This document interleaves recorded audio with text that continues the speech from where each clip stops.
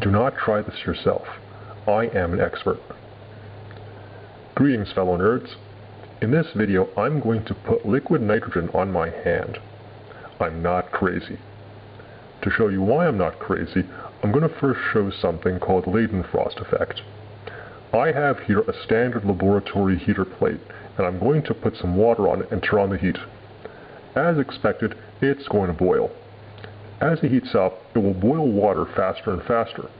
Eventually it gets so hot that water instantly vaporizes upon hitting the plate. Now, when it gets really hot, an interesting effect takes over.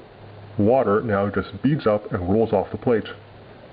What's happening is that on contact, the water vaporizes so fast that it creates a cushion of steam that lifts up the remaining water drop. So the water is now riding around on a cushion of its own steam. This makes the water last longer and slows down the heat conduction needed to completely vaporize it. This is called the Leidenfrost effect. This effect can be seen at home with a frying pan if you heat it high enough. The Leidenfrost effect also occurs with liquid nitrogen. As you can see here, the liquid nitrogen skirts away as I pour it on the floor without actually soaking into the floor. Liquid nitrogen boils at minus 196 Celsius, and this laboratory floor is at room temperature.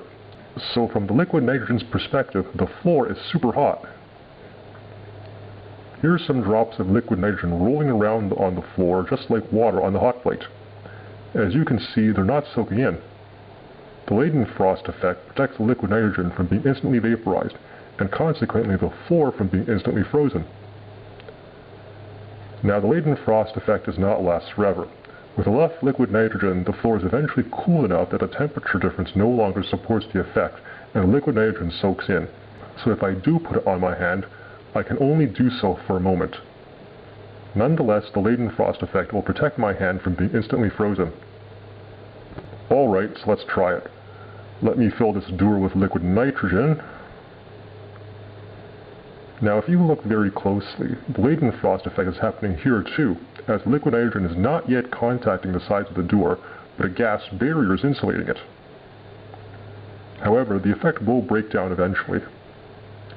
Human tissue is much less tolerant of cold than the floor or this steel dewar, so I won't be able to put my hand in there for longer than a moment.